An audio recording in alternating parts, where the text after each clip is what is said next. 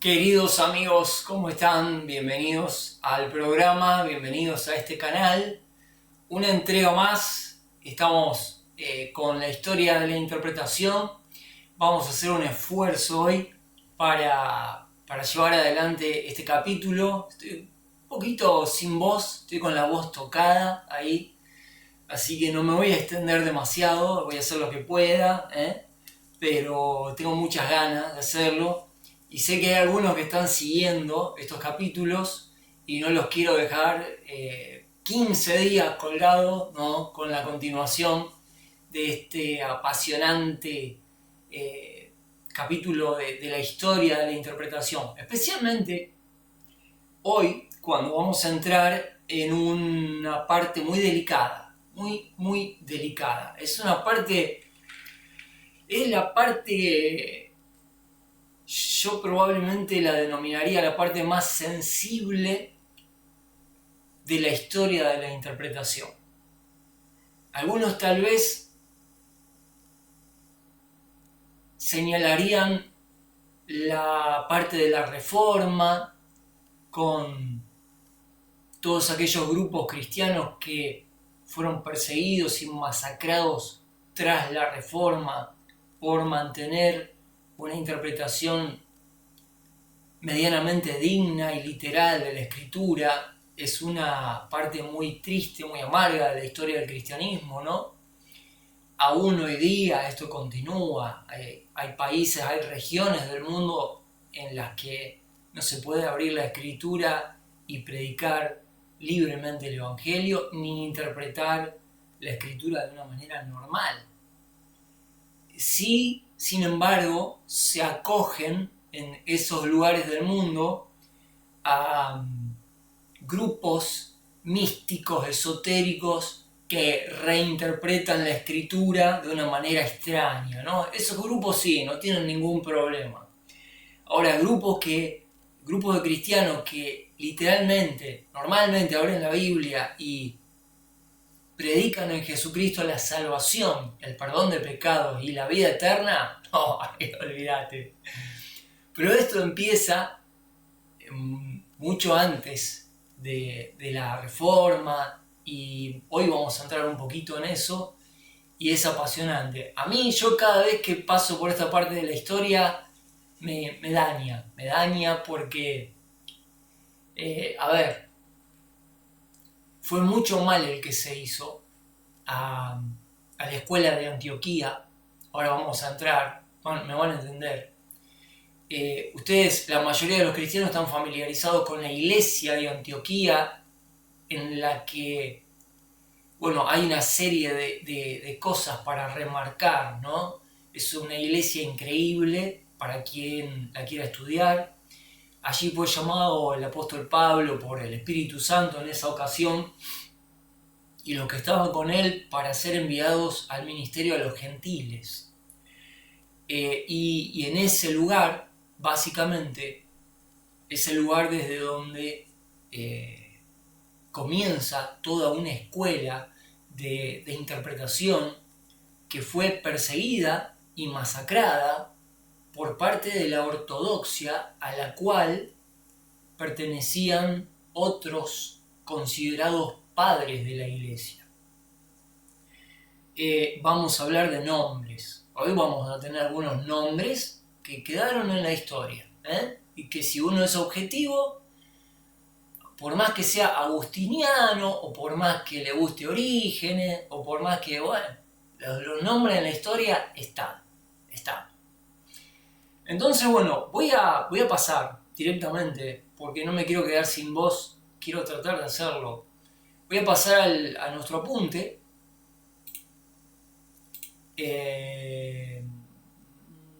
Por acá estamos. Y vamos a leer, voy a dar lectura lentamente, suavemente, no me quiero enfervorizar demasiado para no quedarme sin voz. Vamos a hacer uso de los anteojos que me ayudan en este caso un poquito más y vamos a dar lectura en el punto en el cual habíamos quedado en el video anterior. El surgimiento del método alegórico. Acuérdense, para refrescar la memoria, que habíamos estado mirando en el capítulo anterior, cuál era el sistema de interpretación desde los tiempos intertestamentarios, pasando por Jesucristo y llegando a los apóstoles. Ahora retrocedemos un poquito, 2 siglos nomás antes de Cristo,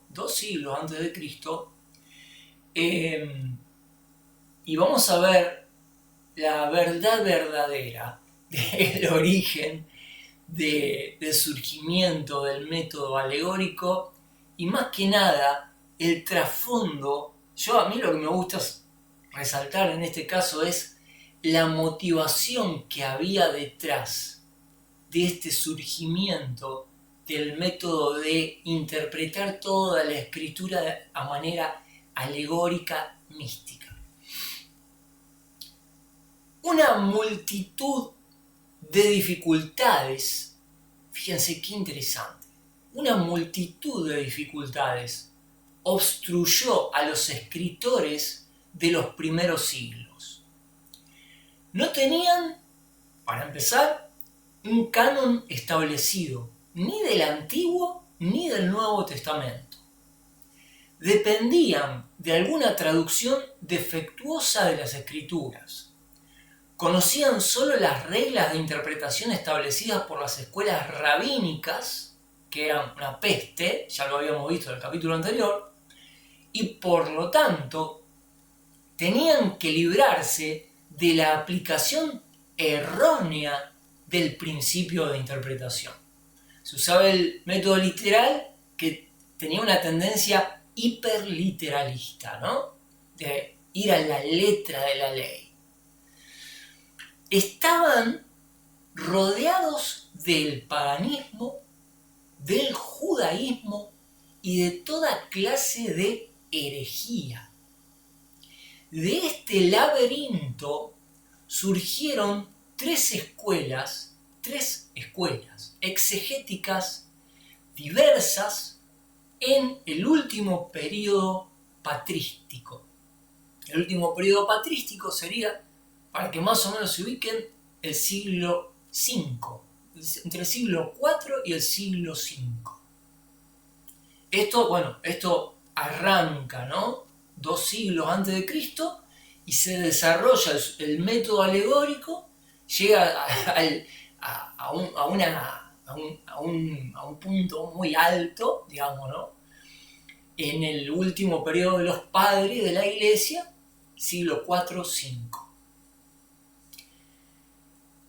Farrar dice: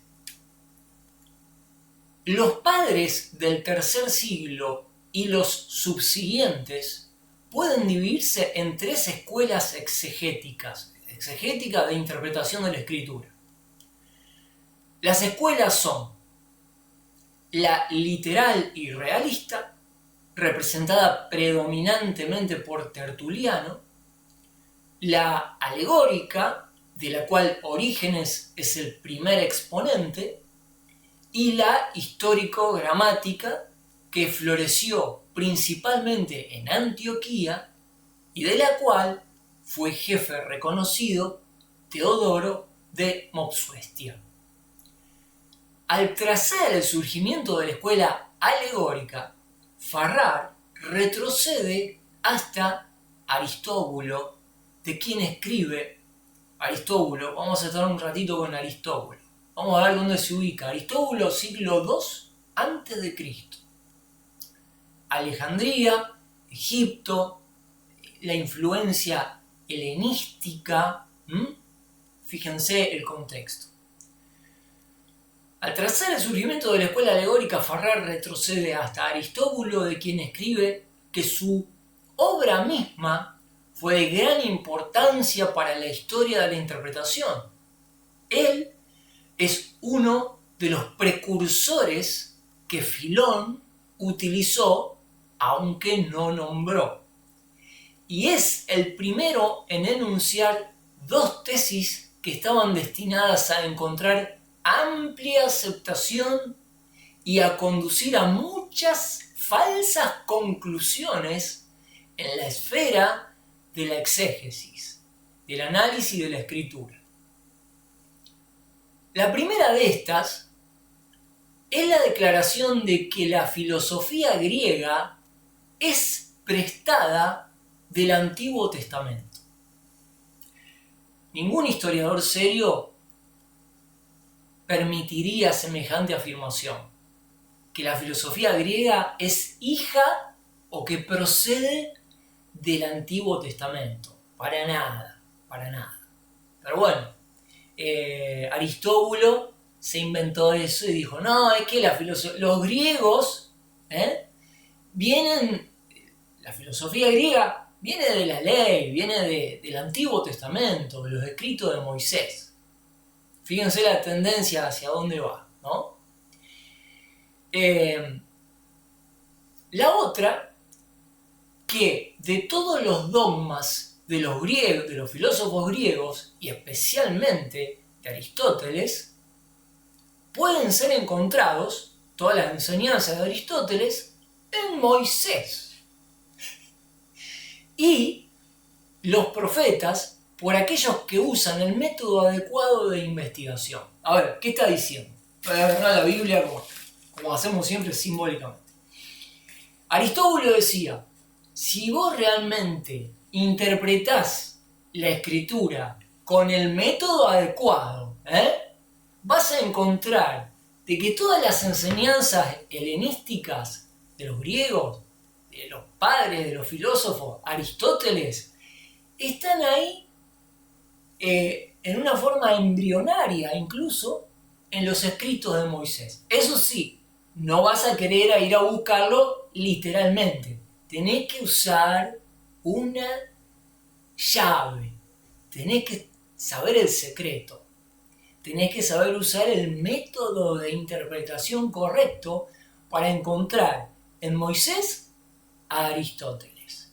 Fíjense que, bueno, para la época era bastante novedoso lo que estaba diciendo Aristóbulo.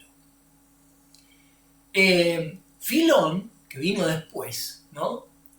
Aristóbulo del siglo II a.C., en Alejandría, ¿no?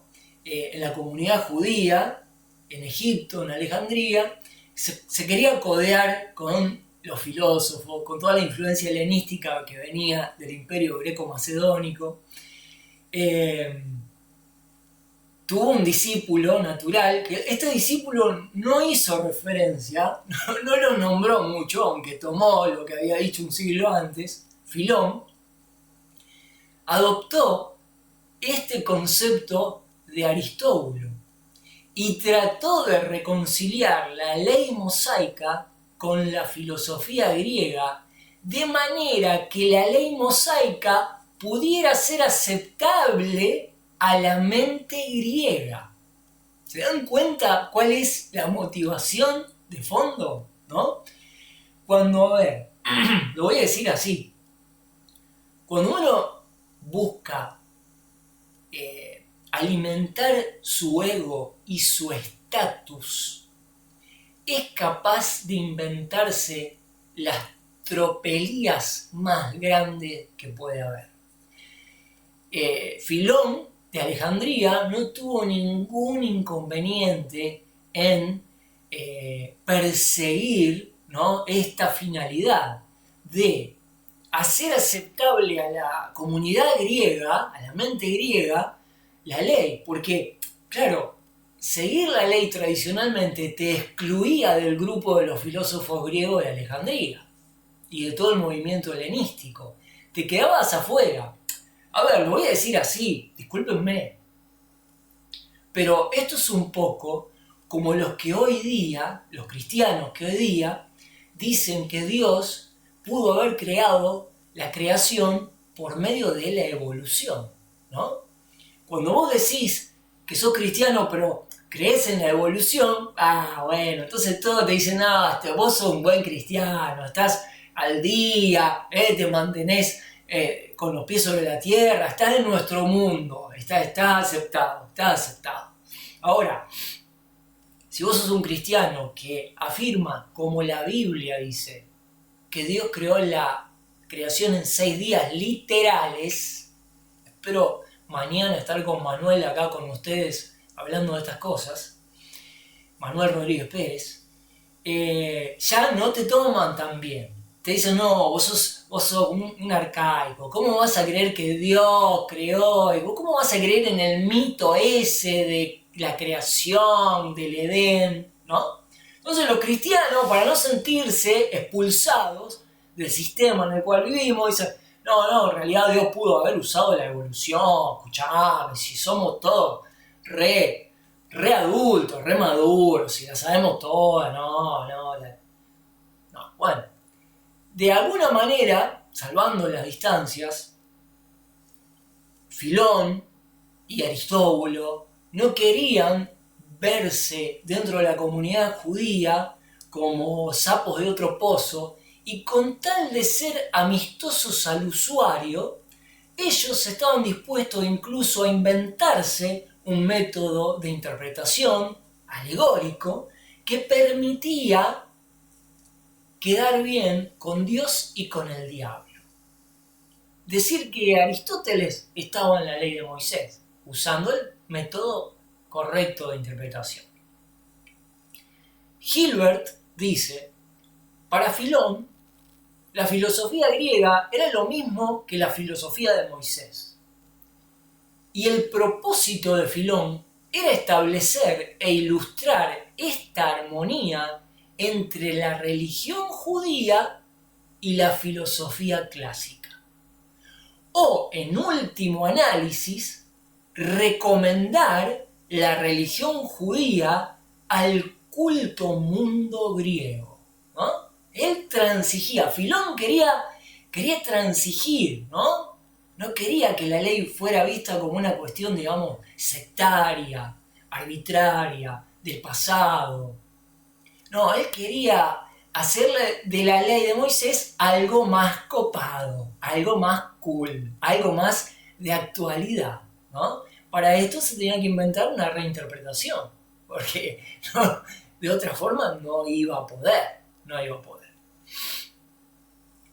Esta fue la alta misión a la cual se sintió llamado Filón. El propósito con el cual exponía las leyes hebreas en el lenguaje de la cultura y la filosofía del mundo. No me quiero dar rosca porque voy a empezar a hablar del gnosticismo cristiano y que es lo mismo hoy por hoy, y no quiero que se haga muy largo. No los quiero aburrir, la verdad, no los quiero aburrir porque ya sé que ustedes me entienden perfectamente. Para poder, ¿qué hacía falta? Bueno, para poder efectuar, dice el doctor Pentecost, esta armonización, ¿no? Le fue necesario a Filón adoptar un método alegórico de interpretación de las escrituras. La influencia de Filón fue lo más profundamente sentida en la escuela teológica de Alejandría. Farrar dice, fue en la gran escuela catequística de Alejandría, fundada según la tradición por San Marcos, donde surgió la principal escuela de exégesis cristiana. Su objeto, como el de Filón, el objeto de la escuela esta en Alejandría, fue el de unificar la filosofía con la revelación. Y así usar las joyas prestadas de Egipto para adornar el santuario de Dios. En consecuencia, Clemente de Alejandría y Orígenes suministraron la antítesis directa de Tertuliano e Ireneo. Acá se mencionan Clemente de Alejandría y Orígenes por un lado, alegoristas extremos, y por otro lado una contraposición de la escuela de Tertuliano e Ireneo, que iban más por el lado literal. El primer maestro de la escuela que surgió a la fama fue el venerable Pantaenus, un estoico convertido, de cuyos escritos solo quedan unos fragmentos. Fue sucedido por Clemente de Alejandría, quien, creyendo, escuchen bien lo que creía Clemente de Alejandría, considerado padre de la iglesia cristiana. ¿Qué creía Clemente de Alejandría? Bueno, creía en el origen divino de la filosofía griega. Claro, bueno, ahí estabas obligado. Si vos querías transigir con el mundo, con el helenismo y con toda la pomposidad de la enseñanza filosófica clásica, no ibas a demonizar a la filosofía. A ver, obviamente, si querías quedar bien y hacer un acuerdo, e incluso llegar a hacer una síntesis entre la tesis de la ley y la antítesis, que era la filosofía griega clásica, si vos querías hacer una síntesis de eso, no te podías tirar en contra. Tenías que considerar como mínimo que la filosofía griega tenía un origen divino. Bueno, Clemente de Alejandría propuso el principio de que toda escritura debe entenderse alegóricamente. Claro, esto facilitaba toda esta tendencia de época a construir una narrativa teológica que se adaptara bien al helenismo, ¿no? Había que entender toda la escritura alegóricamente. Fue en esta escuela donde Orígenes desarrolló el método alegórico como se aplica a las escrituras, aún hoy día. Schaff, un testigo imparcial, resumió la influencia de Orígenes diciendo: Orígenes fue el primero en establecer, en relación al método alegórico del platonista judío Filón, una teoría formal de interpretación, la cual llevó a cabo en una larga serie de obras exegéticas notables por su industria e ingenuidad. Pero, dice, pobre en resultados sólidos. Él consideró la Biblia como un organismo vivo. Estamos hablando de Orígenes, un alegorista, padre de la Iglesia. Consideró la Iglesia como un organismo vivo que consta de 3 elementos correspondientes al cuerpo, al alma y al espíritu del hombre. Sí, no, se la tenían que volar de una manera, nada, sí, tenían que recurrir al ingenio para hacer esto, ¿no? Siguiendo la psicología platónica, obviamente esto es platonismo puro. Por consiguiente, ¿no? Orígenes atribuyó a las escrituras un sentido triple. Después iba a venir Agustín, que le atribuyó un sentido quíntuple, ¿no? Ya en el siglo V. Bueno, se superaban mutuamente. Discúlpenme los agustinianos, yo en un sentido tengo una teología agustiniana en cuanto a la elección, la predestinación, la doctrina de la gracia. Perfecto, hasta ahí vamos bárbaro con Agustín. Ahora, en cuanto a esto, olvídate. ¿Cuáles son los 3 sentidos de Orígenes que le encontró al texto? Bueno, el primero, un sentido somático del cuerpo, ¿no? Sentido somático, literal o histórico, suministrado inmediatamente por el significado de las palabras, pero que solo sirve como un velo para una idea superior. Para una idea superior. O sea, lo que claramente, por ejemplo, dice Jesucristo en una escritura, es en realidad Se está velando algo que está escondido, que es superior y que tiene un sentido, un significado místico que hay que encontrar. Segundo, un sentido psíquico o moral que anima al primero y que sirve para una edificación general. Está siguiendo la lógica de Platón en cuanto al tratamiento de las ideas. Platonismo, ¿no? Nada que ver con la Biblia. Tercero, dijo Orígenes, el sentido espiritual o místico e ideal para aquellos que están sobre el terreno alto del conocimiento filosófico. En la aplicación de esta teoría, él muestra la misma tendencia que Filón, su padre, ¿no? De espiritualizar la letra de la escritura y en vez de simplemente extraer el sentido de la Biblia, pone en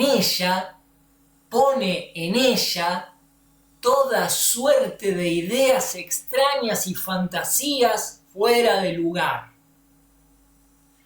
Mas este método de alegorizar satisfizo el gusto de la edad y con su mente fértil e imponente saber, Orígenes fue el oráculo exegético de la primitiva iglesia, hasta que su ortodoxia cayó en descrédito.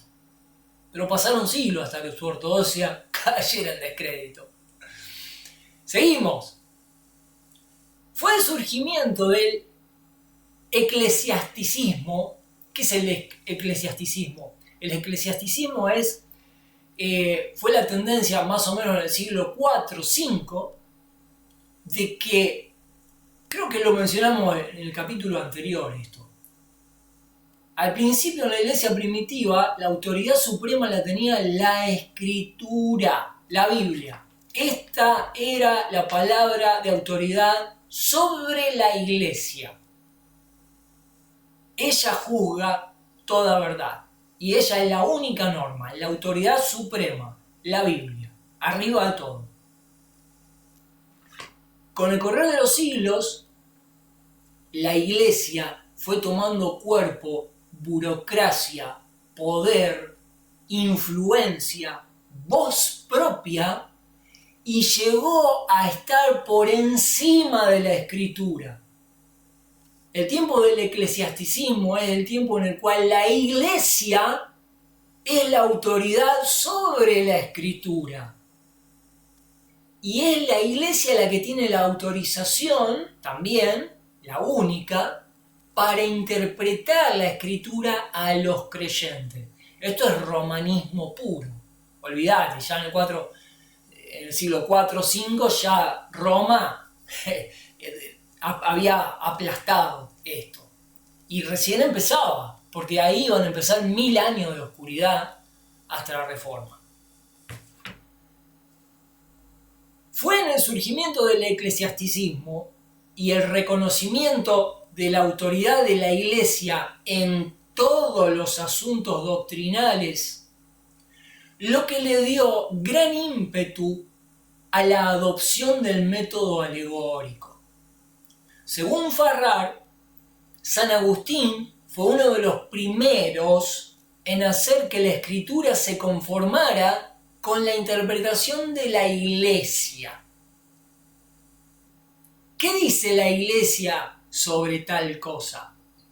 La ortodoxia de la Iglesia, ¿no? Esa es la ortodoxia de la Iglesia. La Iglesia enseña que el credo es ta.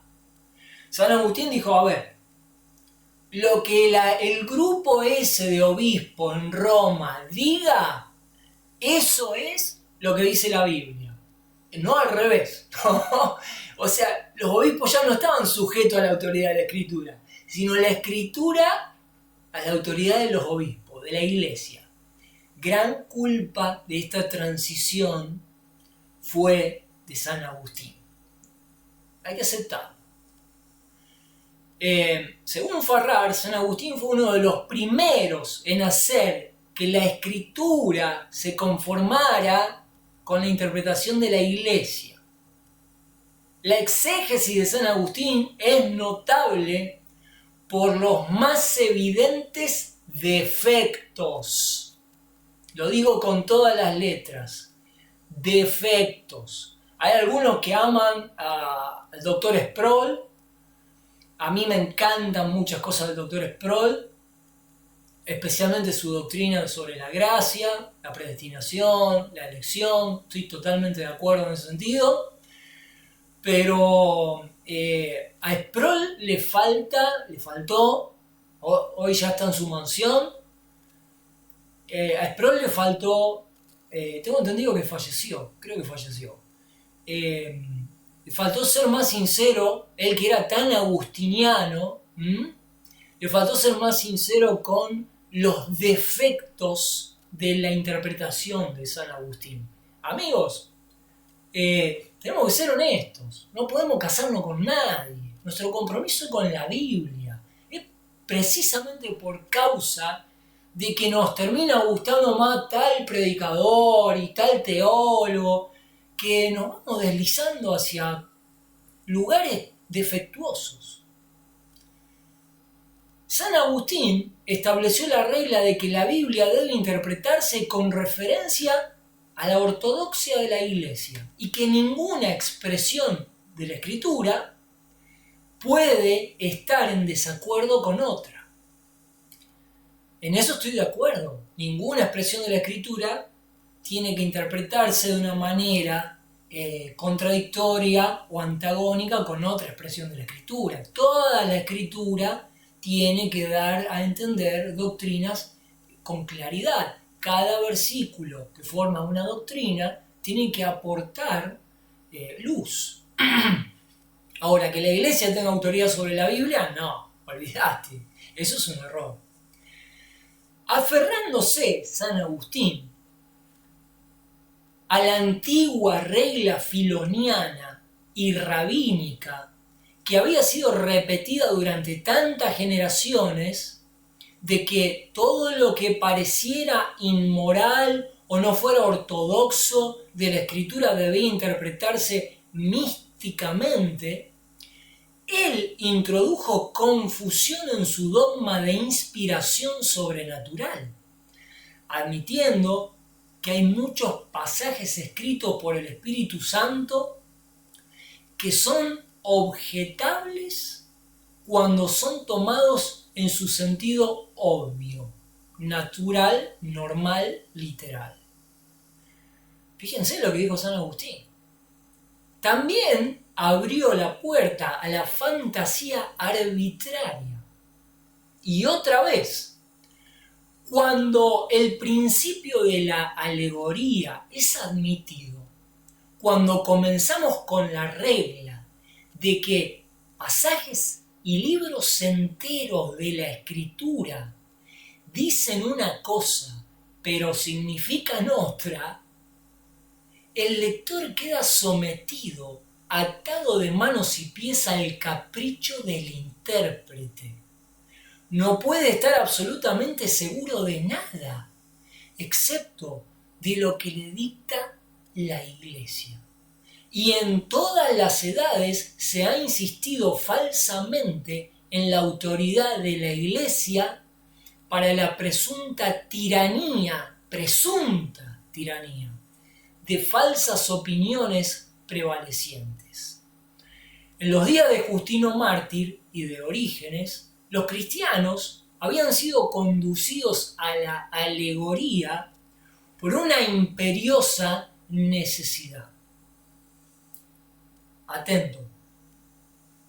Era el único medio, la forma de interpretar alegórica místicamente, era el único medio conocido para ellos con el cual podían hacer frente al golpe que hacía libre el Evangelio de las ataduras del judaísmo, ¿no? La iglesia primitiva se quería defender de la persecución del judaísmo. De esto leemos mucho en el Nuevo Testamento cuando Pablo pelea a capa y espada con el judaísmo que quiere llevar al cristianismo a la ley, otra vez, ¿no? Bueno, ¿cómo se defendía la iglesia? Se defendía contra esa amenaza de llevar las expresiones de la escritura al legalismo. ¿Cuál era el reflejo natural de parte de la iglesia? Lamentablemente, ir al otro extremo, defenderse alegorizando la escritura. Si el fariseísmo, si el judaísmo venía con argumentos legalistas, la iglesia se defendía diciendo no, hay otro sentido, está el sentido místico, alegórico. No podemos pedirle a la iglesia de los primeros siglos que sea madura en la exégesis. El doctor Pentecost lo dijo, no fue hasta la Reforma que hubo un verdadero cuerpo de doctrina y de buena exégesis. Pasaron 1500 años de historia hasta que la iglesia cristiana estuvo en condiciones de sostener una teología seria. Los primeros 3 siglos no fueron brillantes en la exégesis de la iglesia cristiana. Lamentablemente es así, es la verdad. Amigos, es la verdad. No tiene que avergonzar a nadie, esto es la pura verdad. Son los escollos que se encontró la iglesia primitiva y la iglesia de los padres hasta el siglo III con esta cuestión. Leo de nuevo. Este método de mistificar era el único medio conocido para ellos, con el cual podían hacer frente al golpe que hacía libre el evangelio de las ataduras del judaísmo. Lo usaban para derrotar el crudo literalismo de fanáticas herejías o para reconciliar las enseñanzas de la filosofía con las verdades del evangelio. Pero en los días de San Agustín había degenerado este método en un método artístico para desplegar la ingenuidad y sostener el eclesiasticismo, que la iglesia tenía autoridad sobre la escritura. Había llegado a ser el recurso de una infidelidad que declinó admitir las verdaderas dificultades en que el libro sagrado abunda, de una ignorancia que dejó de apreciarlas y de una indolencia que rehusó solucionarlas. La escritura, amigos, está llena de pasajes difíciles. Muchas veces se recurre a la alegorización o a la mistificación para dar respuesta a las preguntas difíciles que nos hace el mundo sobre algunos pasajes de la escritura. Pero en lugar de investigar, la mayoría de los creyentes se van por la tangente alegorizando. Es la forma más fácil de escapar de las preguntas difíciles que nos hace la escritura. Las preguntas difíciles hay que hacérselas, no hay que correr de las preguntas difíciles, no se pueden evadir. Está puesta a prueba ahí realmente la fe de los creyentes, hasta qué punto van a admitir que hay cosas difíciles de explicar en la Biblia, que no tenemos todas las respuestas. Se puede dar alguna explicación, pero bueno, la dificultad está. Ocultar estas cosas no sirve de nada. Desgraciadamente, para la iglesia, desgraciadamente para cualquier comprensión real de la escritura, los alegoristas, a pesar de las protestas, salieron completamente victoriosos.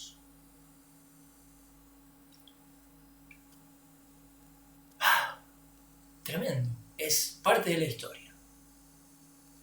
El estudio anterior debe ser obvio que el método alegórico no nació del estudio de las escrituras. Espero que esto haya quedado claro, ¿no? Esto es fundamental entenderlo. Sino más bien de un deseo de unir la filosofía griega con la palabra de Dios. No salió de un deseo de presentar las verdades de la palabra, el método alegórico, sino de pervertirlas. No es hijo, este método, de la ortodoxia, sino de la heterodoxia. Aun cuando Agustín tuvo éxito en inyectar un nuevo método de interpretación en la corriente sanguínea de la Iglesia, basado en el método de Orígenes para pervertir la escritura, hubo algunos en esa época que seguían manteniendo el método literal original. Bueno, ya tenían que venir las buenas noticias, ¿no? Porque si no, chao, esto es para llorar. En la escuela de Antioquía, lean Hechos 13 en adelante, para que vean la raíz de la escuela de Antioquía, a la cual vamos a hacer referencia ahora. En la escuela de Antioquía hubo algunos que no siguieron el método introducido por la escuela de Alejandría. Gilbert hace notar: se puede decir que Teodoro y Juan Crisóstomo, se refiere, no Juan el apóstol, avanzaron mucho hacia un método científico de exégesis. Teodoro de Mopsuestia y Juan Crisóstomo, ya que vieron claramente la necesidad de determinar el sentido original de la escritura para poder hacer uso provechoso de la misma. Mantener firmemente este fin en mira fue una gran realización. La traducción del inglés de nuestro libro de Pentecost al español a veces carece de sentido.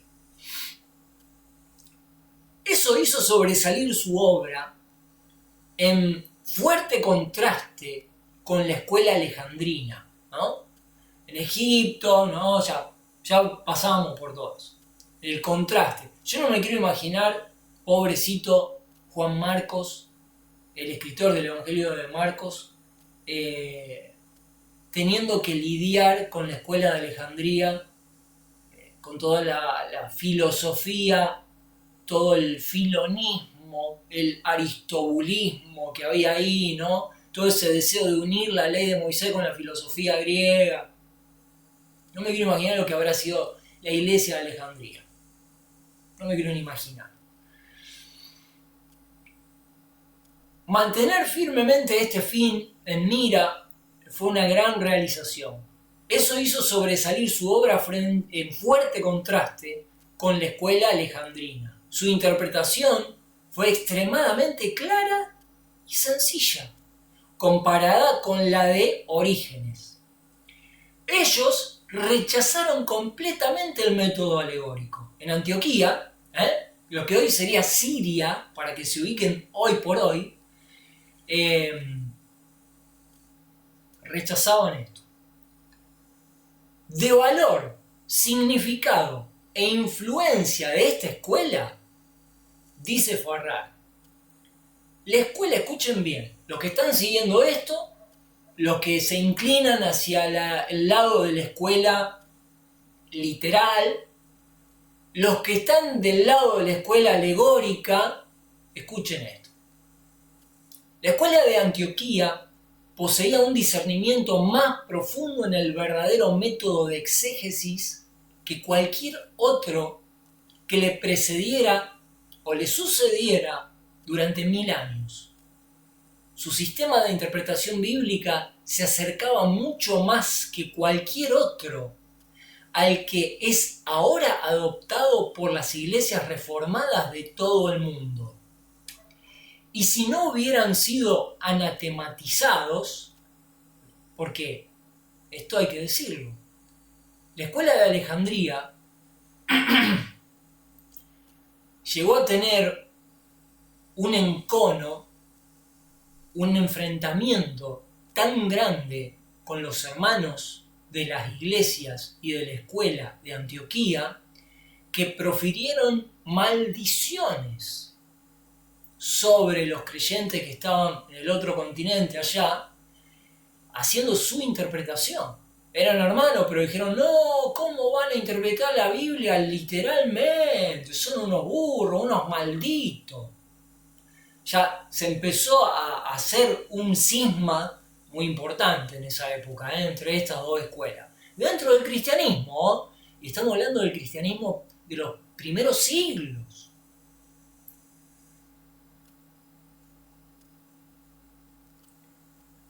Leo de nuevo. La escuela de Antioquía poseía un discernimiento más profundo en el verdadero método de exégesis que cualquier otro que le precediera o le sucediera durante 1000 años.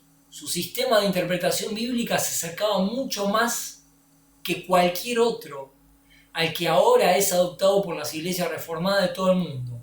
Y si no hubieran sido anatematizados tan duramente por las encolerizadas lenguas y estrujados por la mano de hierro de una ortodoxia dominante, el estudio y sus comentarios y la adopción de su sistema exegético pudo haber salvado los comentarios de la Iglesia de siglos de futilidad y error. Lamentablemente la exégesis de la Iglesia en los primeros 3-4 siglos es un horror. En general es un horror. Había una sola escuelita que no estaba en Jerusalén, que estaba en Antioquía, que interpretaba la Escritura bien. Era la escuela de la Iglesia de la cual había salido el apóstol Pablo a predicar, y los querían masacrar y los persiguieron sistemáticamente hasta desaparecerlos. Los cristianos. Diodoro de Tarso debe considerarse como el verdadero fundador de la escuela de Antioquía. Fue un hombre de eminente saber y de indiscutible piedad. Él fue el maestro de Crisóstomo, de Juan Crisóstomo, y de Teodoro de Mopsuestia. Sus libros fueron dedicados a la exposición de la escritura en su sentido literal, y escribió un tratado, desgraciadamente perdido actualmente, sobre la diferencia entre la alegoría y el discernimiento espiritual. Espectacular. Espero con Diodoro de Tarso, espero realmente este mensaje, Señor Jesucristo, este mensaje es para Diodoro de Tarso. Que por favor, cuando yo entre en tu presencia, Señor, nos sentemos ahí en tu casa, o en la casa de Diodoro, o en la mía. Quiero conocer a Diodoro de Tarso, quiero comer un asado, Señor, con él. Quiero agradecerle, no sé si son muchos en la historia del cristianismo los que le agradecen a Diodoro, pero yo quisiera, Señor, yo quisiera levantar a Diodoro de Tarso un titán, una leyenda de la iglesia y de la interpretación literal. Diodoro de Tarso, qué grande el Señor que mantiene, ¿no? Con 2 o 3 de estos ya está, suficiente. Con un Diodoro de Tarso, con un Lutero, con un Calvino, con un Pentecost, con un Schaffer, no, ya hacen falta poco, de eso hacen falta poquito, ya está. Pero el más capaz, no obstante, el más decidido, el más lógico representante de la escuela de Antioquía fue Teodoro de Mopsuestia, 428. Aquel pensador original y de mente clara, Teodoro, sobresale, fíjense qué linda frase, como una roca en la ciénaga de la exégesis antigua. Teodoro resalta como una roca en la ciénaga de la exégesis antigua. Él fue una voz, no un eco. ¿Cómo me gusta esto? Les digo honestamente, me identifico con esta filosofía. Los cristianos hoy por hoy quieren ser eco de lo que escuchan. No quieren ser una voz. Y lamentablemente tenemos tanta figurita repetida por causa de esto. Él fue una voz, no un eco.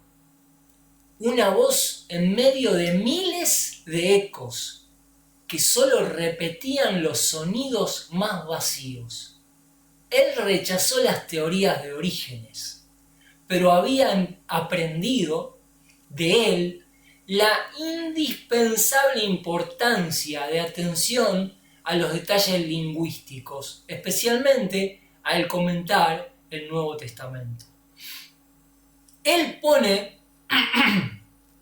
mucha atención a las partículas, modos, preposiciones y a la terminología general.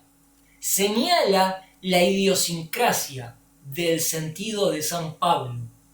Es prácticamente el escritor más antiguo que pone mucha atención al asunto hermenéutico. Cómo trasladamos las enseñanzas de la escritura en una aplicación actual.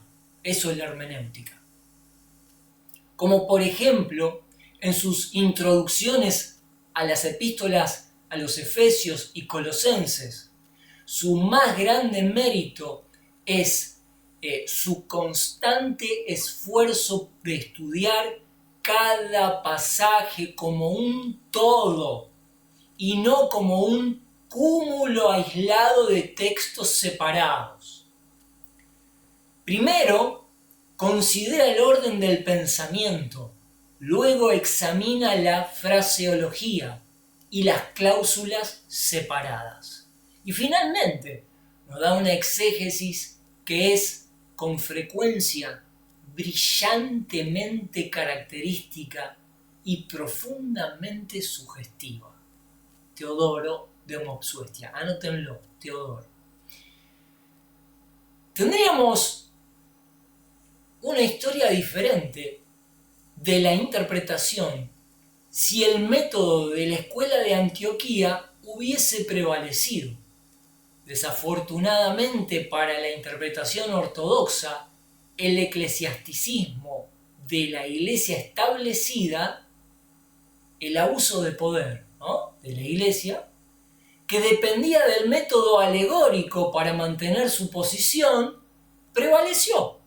El abuso de poder prevaleció.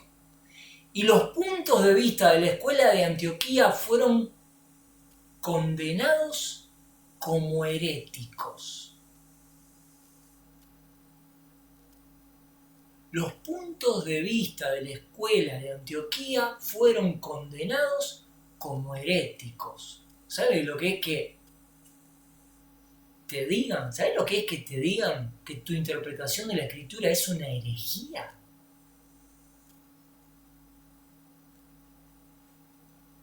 Amigos, no es para seguir, porque esto es para meditar acá, esto es para cortar acá. Ahora vienen las edades oscuras, claro. Se terminó la escuela de Antioquía y comienzan las edades oscuras, del siglo V en adelante. A ver, 54 minutos, un lujo. Yo quiero no pasarme de los 60 minutos. Bueno, amigos, vamos a volver acá. Espero que les esté gustando. Si te gustó, no le des ni like ni lo comparta. Agarrá la Biblia, agarrá la Biblia y empezá a leerla en el Nuevo Testamento, especialmente haciendo uso del método literal, así como hacía Teodoro, ¿no? Agarrar un párrafo, las frases, las ideas, el contexto, todo eso que te ayuda a interpretar mejor la escritura, a no mistificar en este mundo místico de la nueva era, parar con la mistificación de la escritura. Les prometo, tengo un montón de citas de los alegoristas de Aristóbulo, siglo II a.C., de Filón de Alejandría, siglo I a.C., de Orígenes, ya entrada la iglesia de los padres, ¿no? Tengo un montón de citas de cómo interpretaban las escrituras del Antiguo y del Nuevo Testamento, qué decían, especialmente Orígenes del Nuevo Testamento, que interpretó, pero Filón y Aristóbulo, ahí están los escritos de lo que decía Filón y Aristóbulo de Génesis, de Abraham, del diluvio de Noé, qué enseñaban a partir de esos pasajes que desde luego no interpretaban literalmente, para ellos eran leyendas.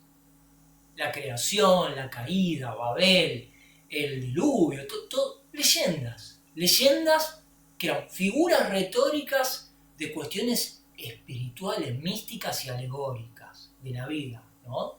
Bueno, para la próxima se los leo para que ustedes escuchen de puño y letra de ellos lo que enseñaban. No dista mucho, honestamente, no dista mucho de lo que están enseñando algunas iglesias hoy en día.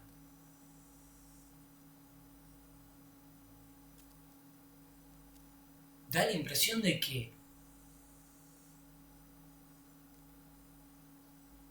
la reforma no sirvió de nada. El renacimiento de las letras no sirvió de nada.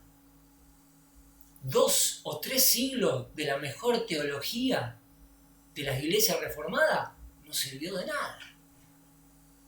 Están volviendo las iglesias al misticismo, al alegorismo, a que la Biblia en realidad no dice lo que dice, sino otra cosa. Dejen de contar milagros. No es así. No, acá estamos para levantar la voz en defensa de una ortodoxia literal. Estamos para eso, olvídate. Así que bueno, amigos, espero que les esté interesando. Algunos por ahí, bueno, será como una patada en las costillas. No es la intención es desempolvar la buena exégesis que en medio de un ambiente en el cual prevalece la interpretación alegórica y mística de la escritura. Todos los creyentes parece que quieren una vida mística, alegórica. No sé, no entiendo, no va a ningún lado eso. Y eso va de la mano con la negación de que Cristo dijo que va a establecer literalmente su reino acá en la tierra, cosas que se creen cada vez menos en las iglesias.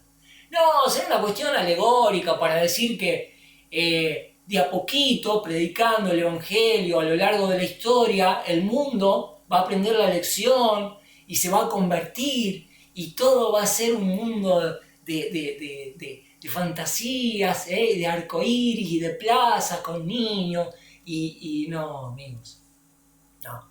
El cristianismo presente está haciendo aguas. Está bien, yo lo acepto. Son las características de las cuales habla el apóstol Pedro y el apóstol Pablo cuando se refieren a los últimos días de la iglesia. Es otra razón para entender que estamos en los últimos días de la iglesia, que deben distinguirse de los últimos días de Israel, que es otra cosa. Amigos, no los aburro más. Dios quiera que mañana podamos estar con Manuel, con José también, iniciando un nuevo tema de investigación al estilo de José Luis y con unos temas muy interesantes. Ya vamos a tener oportunidad de escucharlo. Y nos vemos la próxima semana. Probablemente vamos a estar terminando el capítulo de la historia, de la exégesis, de la interpretación, y vamos a pasar a un nuevo capítulo. Les mando un abrazo, cuídense, Muchas gracias, que tengan un lindo fin de semana, los aprecio mucho, gracias por su cariño.